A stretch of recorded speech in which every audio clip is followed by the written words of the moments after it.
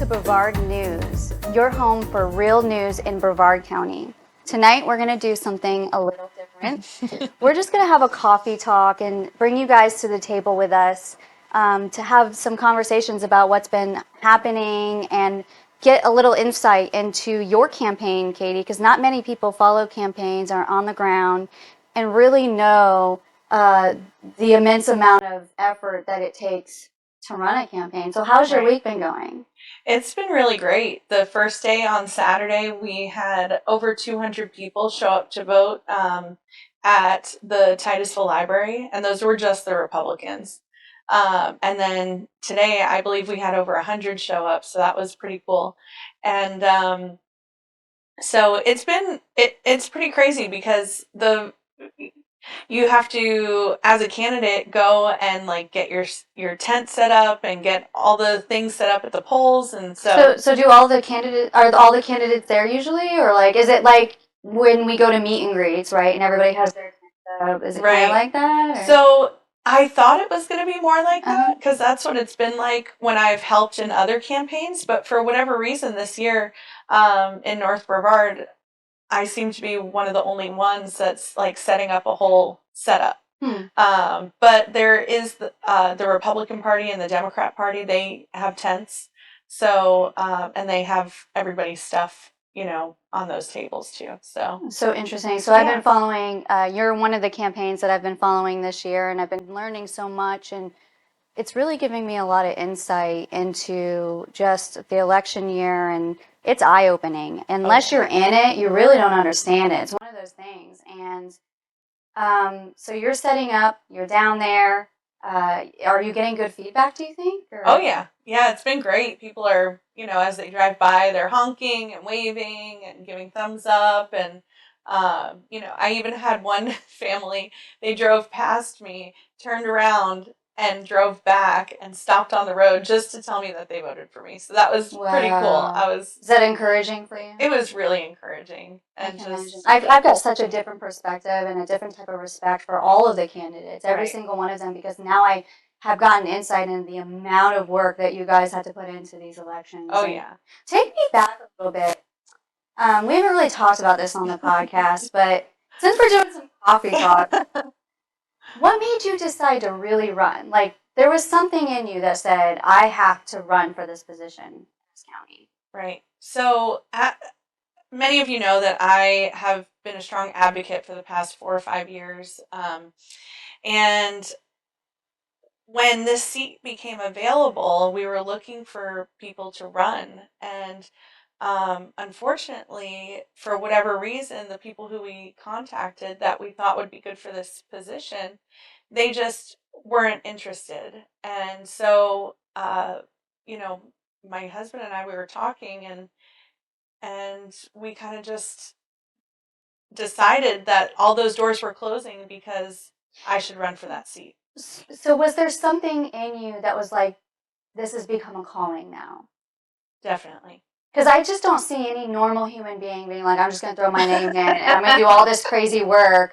Right. It is wild to me that the amount of work that goes into this is exhausting. I don't even know how you're awake right now talking to me. So the truth is that I was looking around and I could not see a future for my kids. And I wanted to make sure that my kids had an opportunity to live in their hometown when they grew up. And with the way that things are going right now, they're not going to be able to. We have 20-somethings right now living with their parents in Brevard County because they cannot afford to live here. And it's just, that's not the way that it was even 10 years ago.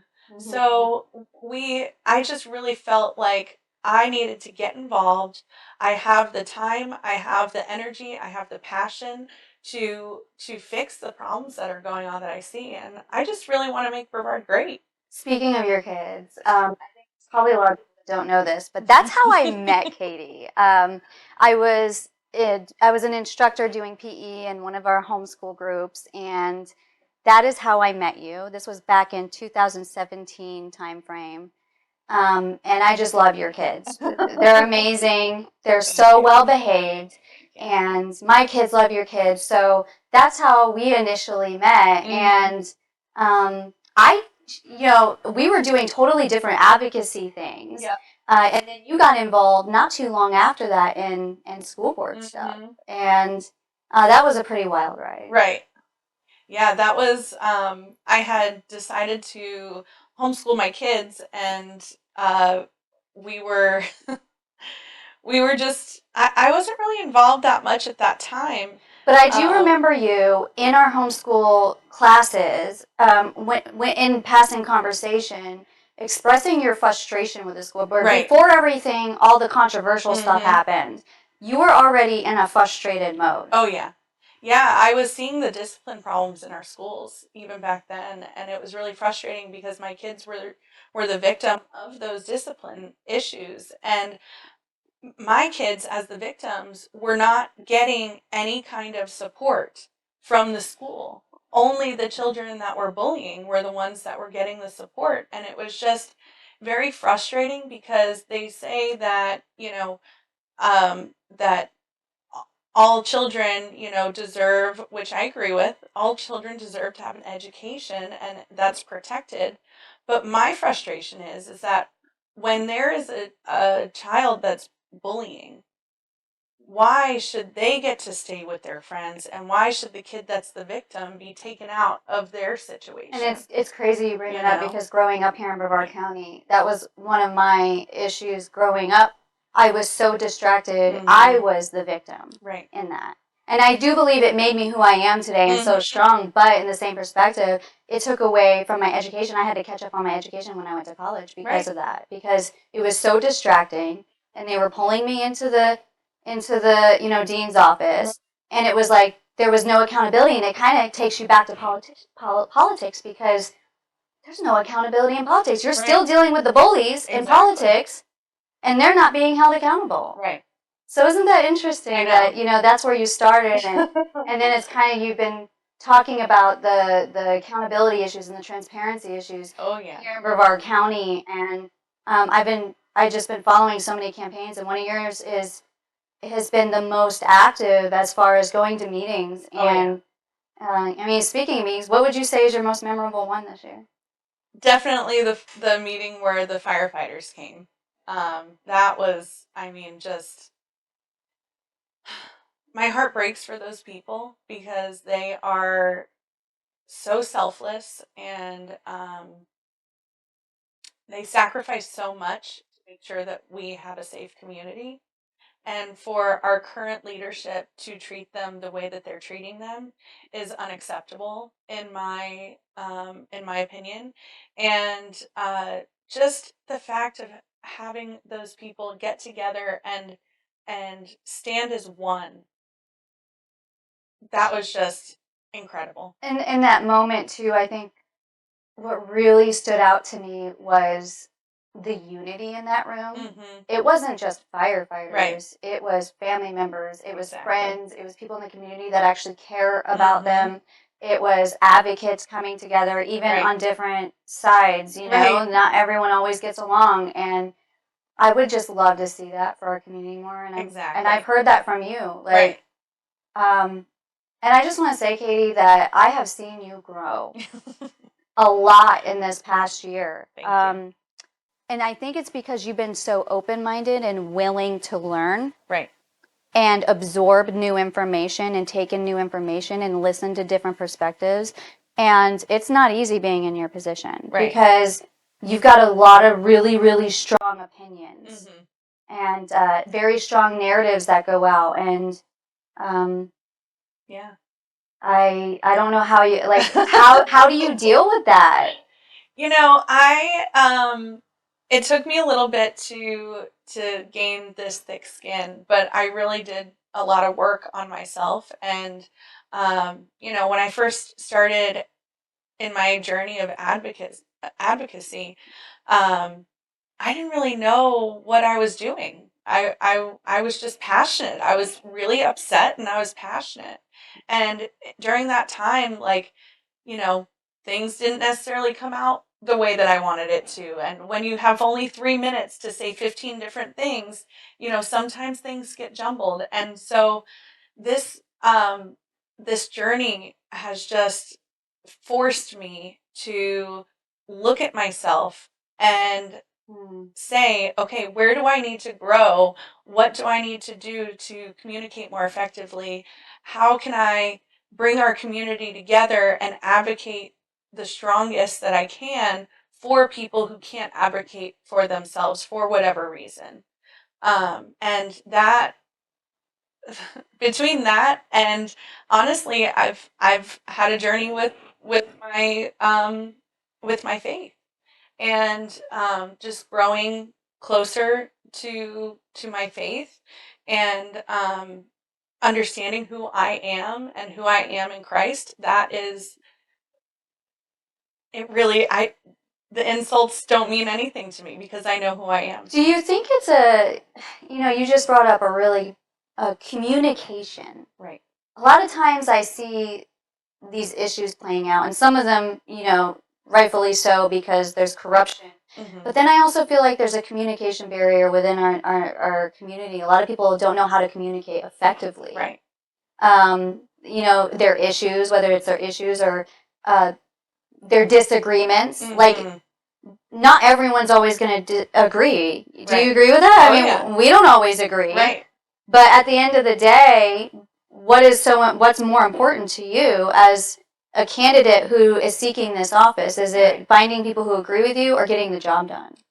Exactly. I want to make sure that I am doing the best I can do for the people that I represent. And what I decided to do about a year ago was I wanted to get through all the things that I was doing. I wanted to get a group of people together who were all passionate about making our community a better place. And these people that I've found through going to meetings and whatnot, some of us are on polar opposite sides of the aisle, the political aisle. And through focusing on issues that we can agree on, like these nonpartisan issues like growth, like clean water, we have found a way to work together for the common good of our community. And while I'm a very strong conservative Republican, there are some issues that go across party line.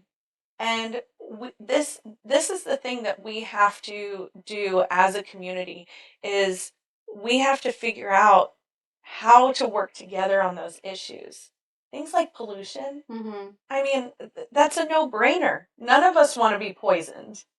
All of us want to live in a safe community. And I know you know that more than yeah. I always try to, anyone. When I'm approaching communities, it's always, for me, I'm like, I start off, this is a nonpartisan issue. This is, everyone can say they want clean water and they don't want pollution. And we may disagree on how we get to that end goal. Right. But we got to get to that place in this country where we're all working together again. Exactly. And I know that outside of all of this insanity with your candidacy, you have a passion for horses. Yeah. And I don't really know what it is you do. I know you said you train. Yeah. Like, do you train just the horses? Like, tell me a little bit more. I train horses. I train kids how to ride horses.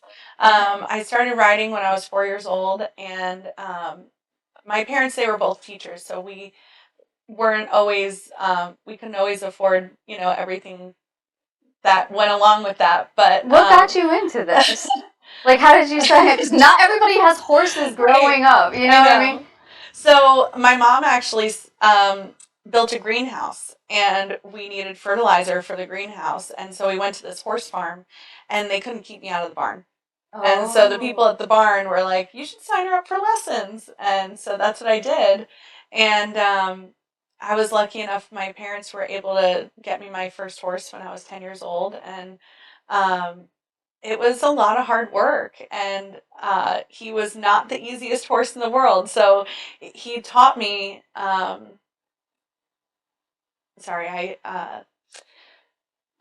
Did you lose this horse? I did. Yeah, I did just a few months ago. Oh. He was 32 years old. I had him from the time I was 10 years old till a few months ago. Wow. Okay. And he was just incredible, and he taught me so much about hard work and dedication and not to give up. He was a difficult horse, and uh, I figured out how to move past the difficulty and get us to a level where, I mean, we were winning all over the place, all over the country. We traveled and did horse shows and whatnot, and so that riding and training horses, that really built me into the person that I am today, because it taught me to not give up, to work hard, and the harder you work, the more dedicated you are, the better the payoff is going to be. And I think that's also something we've lost. Everybody wants that instant gratification, and it just doesn't work that way. You got to put the work in. Oh, you're preaching to the choir here, because a lot of people, they see somebody that they don't actually see the hard work behind the scenes, like going back to the candidate campaigns. Right. They don't see what you're doing behind the scenes and the effort that it takes, and the knocking on the doors and the signs and fighting with the signs and the sign wars. I mean, oh my gosh, I am looking forward to writing a really in-depth investigative article on just campaigns alone in the election season, and then even like the news stuff that comes out, and all the mailers. People are talking about the mailers that are getting sent out this week, and it's a lot. It is. But you know what? It's worth it at the end of the day, because you have a chance to do something good. What I find really alarming is when people go in to the polling area, and I was told they go and they have no idea who they're voting for. Sometimes. I know. What in the world? I don't understand that. Like, you go, I guess they believe they're doing their part and their role. Right. But how are you going to go in there and not know who you're voting for, and you're counting on the people that are there to tell you who to vote for? Exactly. It's really difficult. Like, I'm thankful for people that show up and vote, because so many people don't show up and vote. But I wish that there was a way that people could get more easily informed, and that's why we're doing this. Brevard News, is because that way people can get actual information about what's going on in our community, and they can see how the current politicians are voting, because we're relaying that news, and those things need to be told, because somebody could be a nice person, but that doesn't mean they're doing anything for you while they're sitting in their seat on the dais. I mean, speaking of informing, is there anything coming up this week on the schedule? Yeah, so tomorrow, Monday, August 12th, is the county planning and zoning meeting, and a couple of really big issues are coming up. The Sherwood community up in North Brevard, that they're trying to develop that golf course, and so that's going to finally come before the planning and zoning committee tomorrow. And then also in that same meeting, the Hog Valley issue, the MIMS area, that issue is going to come up, where the property is zoned for only 3 homes, and the person who owns it wants to put 30 mobile homes. Right. So that's a really big deal. So they're going to be talking about that. I look forward to that. And then Tuesday, there's City of Titusville Council meeting. Remind me what they're talking about, because I think they're continuing. Exactly. They're continuing the Bristol conversation, which is an apartment complex that they want to put right on Windover Way, so basically 50 and 95. And the Windover community is very against that, because the traffic is just going to become unbearable in that area if they allow development like that.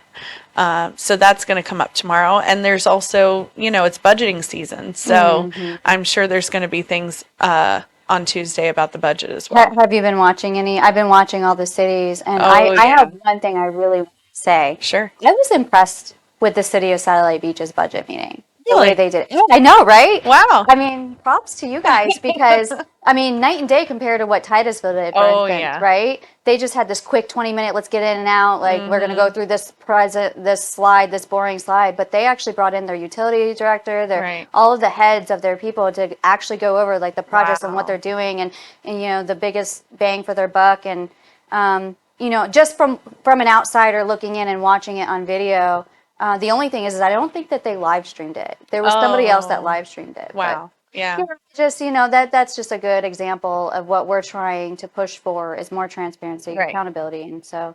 Exactly. But thank you so much for having this awesome coffee talk and just Yeah. relaxing with us. And don't forget to go out and early vote. You have until August 20th, Yeah. right? So between today, well, Sunday's over, but between Monday the 12th and I believe it's Saturday the 17th, you can early vote, and then August 20th is the the day. primary Wow. day. Okay, so let us know if you guys have already voted in the comments below. And thank you so much for tuning in.